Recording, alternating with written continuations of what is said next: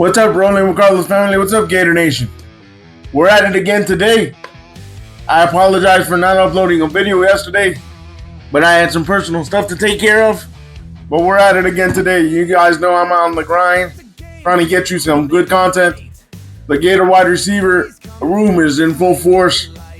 And for the Texas game, there is one running back that is out, and this was written by Cam Parker. I'm also going to read to you later on who Lane Kiffin has modeled his coaching style after. He modeled it after Gator legend and one of the best Gator coaches in Florida Gator history. Also, he was not only a coach, he was a player at one time in the 70s. But I'll talk to you about that a little bit later. But let's get into Cam's article, which he wrote 12 hours ago. It's titled "Gators wide receiver at full force, running back out for Texas game."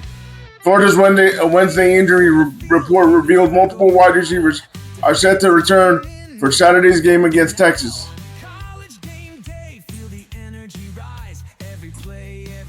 The Florida Gators on Wednesday released its first official injury report for the 2025 season ahead of Saturday's game against number 9 Texas. The injury report, officially called an availability report, first went into effect by the SEC last season and is required each week an SEC team plays a conference opponent on Wednesday, Thursday, and Friday, and Saturday before kickoff. All availability reports conference-wide can be found here. The weekday reports must be released by 8 p.m. Eastern, while the game day reports must be released no later than 90 minutes before kickoff. For Florida, this would mean no later than 6 p.m. on Saturday. Kickoff between the Gators and 9th-ranked Longhorns is at 3:30 p.m. Television coverage on ESPN.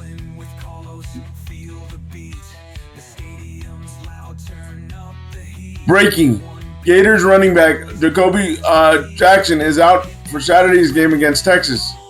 Edge rusher George Gumps, wide receiver J. Michael Sturdivant, defensive lineman Brendan Betts, and Michael Moore are all available.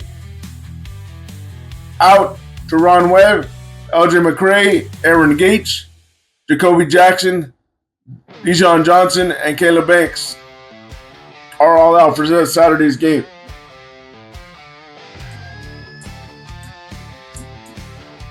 Wednesday's injury report. Out: Jacoby Jackson, Teron Webb, lower body, out. Edge: LJ McCray, foot, out. Caleb Banks, lower body, out. Aaron Gates, shoulder, out.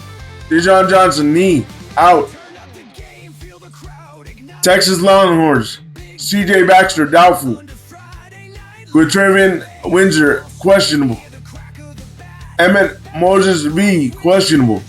Kobe Black, questionable. Xavier Fusame, probable. Malik Mohammed, probable. Wide receivers at full force.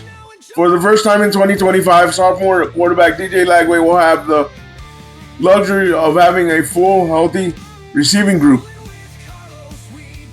Freshman Dallas Wilson, who has missed the first 4 games of the season due to a lower body injury, was not listed on the injury report for the first time this season. Head coach Billy Napier confirmed that the former 5-star who was working on a rotation, the starters prior to the injury, returned to practice during the bye week last week. "Oh man, just having him out there is going to be amazing for us," Lagway said. His ability to go deep, his ability to make plays underneath, being able to make miraculous plays with the ball in his hands, it is going to be great to have him back. Additionally, Florida will have receivers Aiden Mazzell and J. Michael Sturdivant back. Mazzell missed the Miami game due to injury, and Sturdivant exited the loss to the Hurricanes with an apparent head injury. Mazzell, a Benelli's sparingly due to injury issues, has emerged as one of Lagway's top targets, having multiple impact plays in the loss against LSU. He's a heck of a ball player. Anytime you can get the ball to him in space, I'm happy, Lagway said on Monday. Anytime you can have him on the field, we're a better team. Lagway has had noted struggles passing the ball this season, but with the full receiver group after an extra week of practice from last week's bye, Florida's hoping Saturday can jumpstart the production.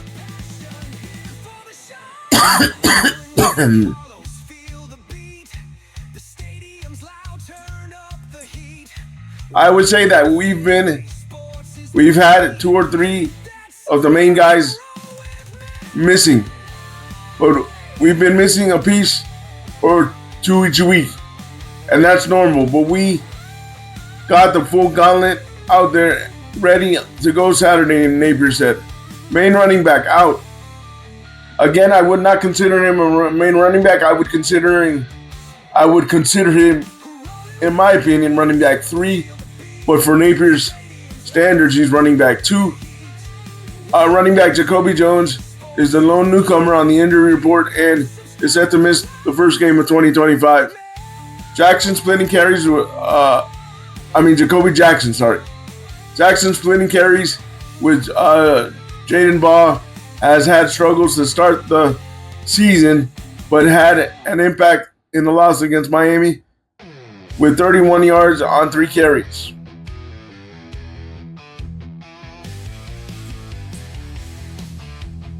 In the Gators' lone touchdown drive, last year he was one of the bright spots in the loss to the Longhorns with a team-high 116 yards and a touchdown.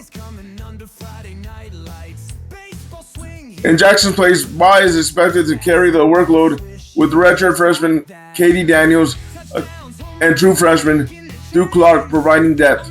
The ability to run it will be important, Napier said on Wednesday.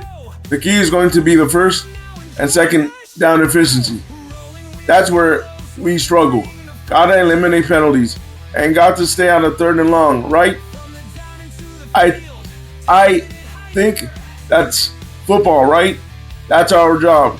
So players and coaches, we have to take responsibility for that. But there's going to be a physical element to the game for sure. All right, guys, that's the quick article from a friend of the channel and a co-host of A Deeper Dive into Gator Nation, Cam Parker.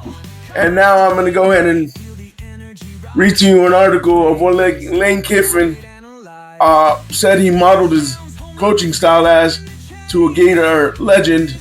And you guys can imagine who the Gator legend is. But I'm going to go ahead and read to you the article. This article was written by the Gators SI team and by Harrison Samajovich about 2 hours ago. Everyone has a brand. Lane Kiffin is no exception. Part of their brand is his visor. Look at the picture of him as a coach and you'll see he always has been wearing one. When asked why is he a visor guy on his appearance on Pardon My Take, Kiffin quickly revealed a legendary Florida Gators head coach gave him the idea. I wanted to be Steve Spurrier, Kiffin said. When I watched him and his offenses in the visor and kind of the way he'd throw jabs at other coaches and team and stuff, I was like, Steve Spurrier is the man. That's what I want to be. It also likely inspired his jabs he makes. So far, those have gotten familiar with his trolling on Twitter. You can thank the head ball coach for that. Knowing honest, Spurrier kept things is why Kiffin tends to avoid coach speak. He also took note that those who played under the Gators coach were a fan of it. But I thought it was awesome because the players loved it. He said, we want to go play for Steve Spurrier. He's got our back. The way the two head coaches run the show has drawn comparisons from other former Gators, as well as Shane Matthews, who was a quarterback at Florida under Spurrier, sees a staunch resemblance. Look, I don't know if Lane would come here or not, but he is as close to Steve Spurrier as there has ever been a guy. He said on his podcast a couple weeks ago.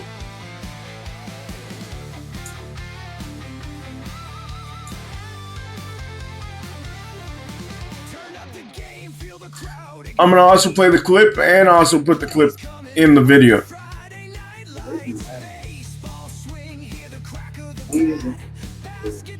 Likes him because of his personal relationship. But first of all, we don't have a personal relationship. I know Lane. I know people very close to Lane better than I know Lane. Lane doesn't recruit like the Florida fan base got rid of Mullen. I don't give a damn if Lane Kiffin doesn't recruit one player. His teams perform. He just won a game in the Southeastern Conference, putting about 600 yards with a dude from Ferris State. Right. I don't never care played about in the recruiting. You can recruit all you want, but it comes down to X's and O's and Jimmy's and Joe's. And look, I don't know if Lane would come here or not, but he is as close to Steve Spurrier. Yeah. You don't have to sell me on Lane. Obviously, that particular listener's not a big fan of Lane. All right, guys. There you have it. You heard it. The link from the article. I'm going to continue reading the article for you, and I'll insert the link for you in the video. Let me go back to the article, guys. Give me a sec.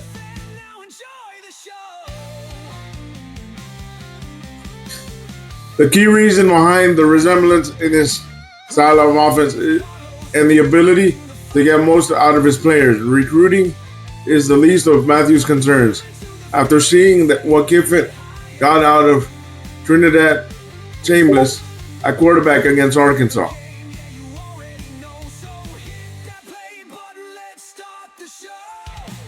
Ole Miss has put up over 500 yards of offense in back-to-back games with a quarterback who used to play at Division II Ferris State.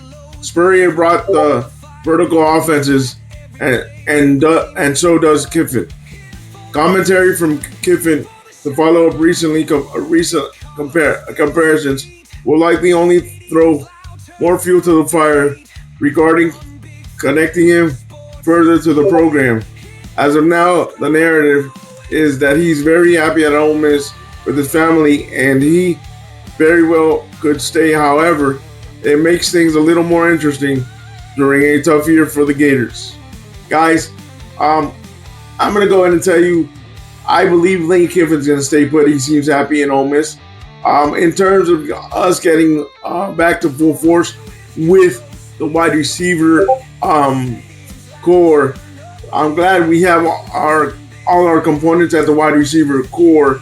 But the question is, can Billy Napier stay out of his own way and get more dynamic with this deep wide receiver core and build confidence back in DJ Lagway so we can start seeing the DJ Lagway of old?